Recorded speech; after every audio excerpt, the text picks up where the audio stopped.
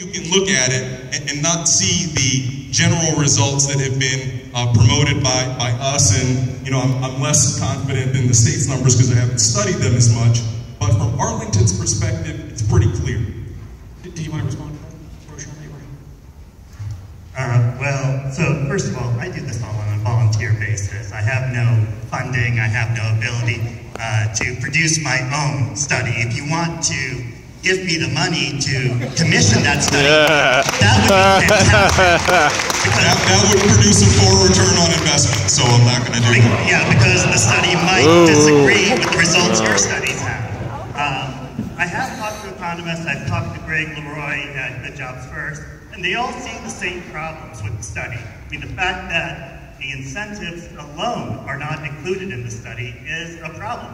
I think you can debate it, but right now, the only study we have is the one produced by George Mason and the Chamber of Commerce. There is something coming out that I can't say more about right now, but keep an eye on it. All right, Delegate Carter, I want to get you to respond to something Delegate Levine said about the project labor agreement, which he says that his prediction was that they were going to enter into one. Yeah. It was your prediction. What was your prediction? What's your reaction? My reaction to that is, every project that we decide to do, we should do by ethical labor standards, and therefore, if we're doing this, we should have a project labor agreement. But I don't think we should be doing this. Because, again, this gets down to the fundamental reality, regardless of which project you're looking at, whether you're looking at the Amazon deal, whether you're looking at the Micron deal, whether you're looking at any of the other various economic development packages that have been put together in Northern Virginia over recent years, we have a fundamental problem with the way we are doing economic development. The Virginia Employment Commission just put out numbers the other day saying that in the Commonwealth of Virginia, we have 177,000 job vacancies and 66,000 people to fill them. We're creating more job vacancies for people that don't exist, which means that we're going to keep funneling more and more people in here, and the rent will keep going up, period, in every single project. That is, when I say that we're missing the forest for the trees on this discussion, I really mean it. We have a problem with the way that we are looking at economic development entirely. Well, I would like to pass that along to Nicole Verley. That's what you do professionally, right? So what's your reaction to that?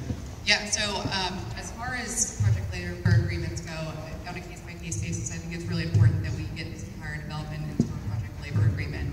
As I think that you guys in the House last year even wrote a letter about when we were doing expansion of our web-based road systems that we should have a statewide initiative to do project labor agreements. So if there's a way to allow for local jurisdictions, it's certainly in certain zoned areas to require project labor agreements, I think that would be a really great way for the legislature to move forward in a productive way on this. Secondly, on the way that we're talking about our economy, I completely disagree about the fact that if we let Amazon leave, Virginia's closed for business. I mean, if we go back on our word, that means that I don't think we could bring in very many new large businesses into our community.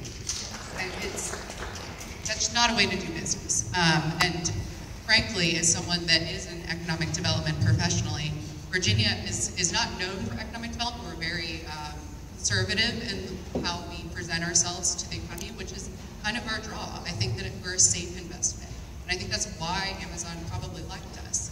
And so if we renege, that we lose a ton of leverage in the business community. And we need business. I'm not an anti-business Democrat. We need to have business in order to have a successful economy. But at the same time, like you said, we have all of these unfilled jobs in our community.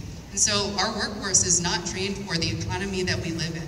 And so we have all of these people being sent to college, and I have peers that are in this position, and they're unable to find jobs that are good paying jobs, ones that pay $150,000, because they exist, and they don't just exist in Amazon, they exist with environmental consulting firms.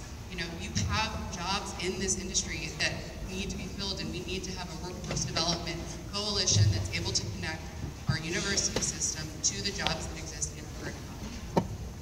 All right, Delegate Lee has asked the floor. So I will be brief. As I understand, and he is my friend, Delegate Lee Carter's concern. It is that with all these jobs coming in, there won't be enough housing and therefore rents will go up. And that's true economically. If demand is greater than supply, the rents go up.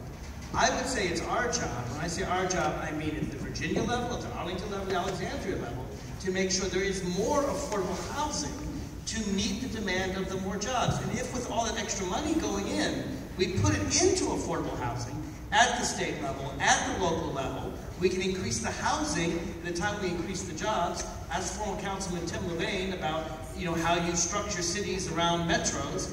And with more housing and more jobs, that just means greater growth for all. So as long as we increase the housing at the same rate as we increase the jobs, I think this can be a win-win. All right, so I want to ask an open question to the panel. So anyone that wants to just grab the microphone or find it out of somebody's hands. Based on something that Senator Evans said, which is sort of a thought experiment, what if Amazon chose somewhere else? What would happen?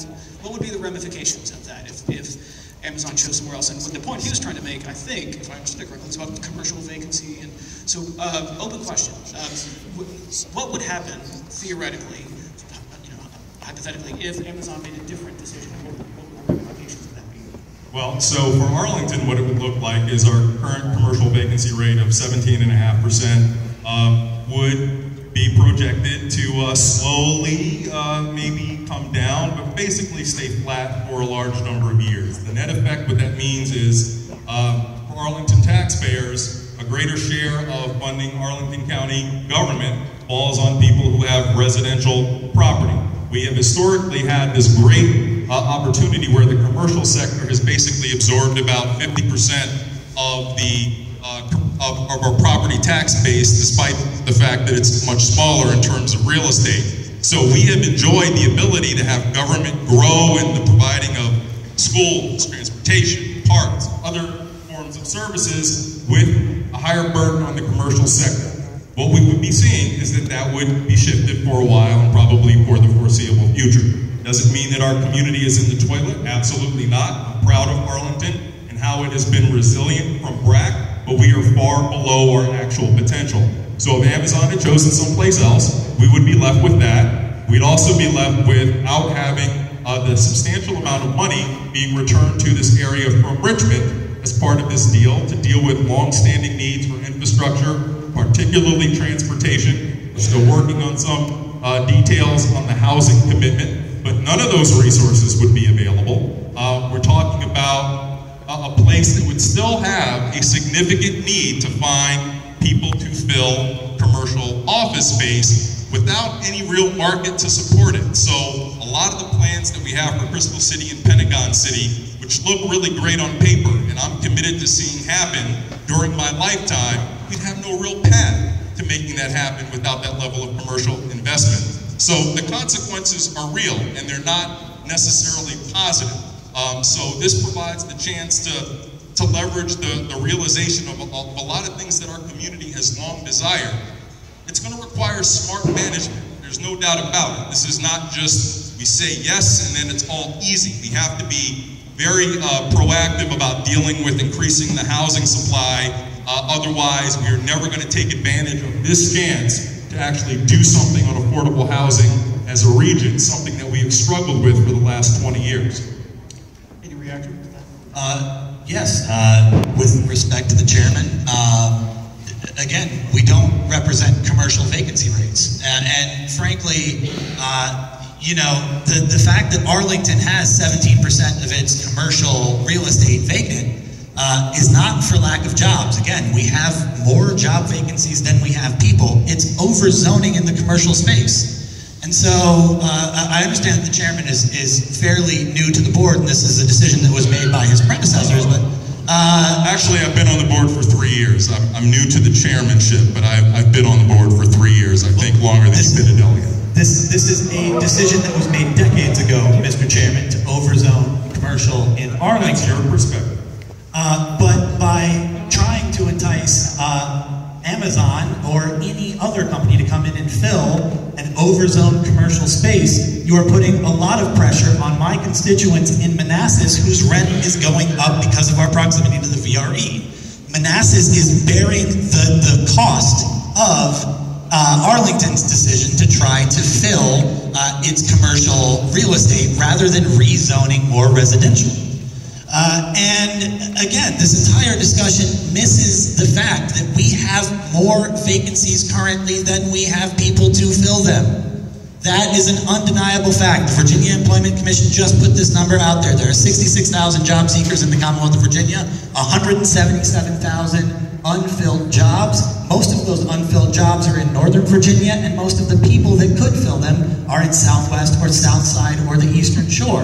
So the aggregate problem that we have in the Commonwealth is large, and the problem that we have regionally here in Northern Virginia is even larger. That we are contributing to the problem of affordability by doing this deal rather than solving it. Senator Evans. If I could just add real quickly, so Delegate Carter and I might have some generally disagreements about what's contributing to our housing pressures in the region, but I think the regional point that you raise is also important, and it's not just Northern Virginia, it's the metro area. And I think when you think about this investment, what a lot of the conversation is missing is that Amazon, for whatever reasons you may think they chose to move here, it seems that a pretty important reason is that they think that the talent, the workforce, either already exists or is attracted to this region. And this region is not just simply jurisdictions within the Commonwealth. It's jurisdictions that can actually be connected through transit to Pentagon City and Crystal City, jurisdictions that you'll find District of Columbia, Prince George's County, Montgomery County as well. So when we think about region and filling the talent pipeline, we can't just simply look at Northern Virginia or the Commonwealth itself. We have to look at the entire metro region. And then when you see that, you'll see that the absorptive capacity of our region to deal with jobs and housing is quite strong. If you limit your analysis to Virginia, I can understand where you're coming to those conclusions, but you have to include the broader picture in your analysis. Mr. Chairman, if that were the case, they would have gone to Montgomery County for 16 times the money. They're coming here for the Pentagon. Hold on one second. Wait one second, because Senator Evans has to weigh in. Yeah, I just wanted to, I think, correct some of the things that we said. One of the things is the top 10 customers for Amazon Web Services, according to the internet at least, are Netflix, Unilever, Kellogg's, GE, Zinnia, which does video games, MI, which does consumer electronics, including scooters, Pfizer, Samsung, Adobe Systems, and BMW. Now, maybe there's some other list, but the Pentagon doesn't look like it's #1 on that list. It's not even on it. Further, your rent increase sounds pretty significant. I have no idea how close you live to the VRE, but I live on the metro, 2 stops from Crystal City, and I have my own concern, but I don't think that Amazon's a net loss, a negative to our community. The studies that were out, the real estate studies from real estate companies, not from the people trying to sell the deal, were 0.2 to 0.7% increase beyond what would already go up. Rents are going up, we know that. It's happening.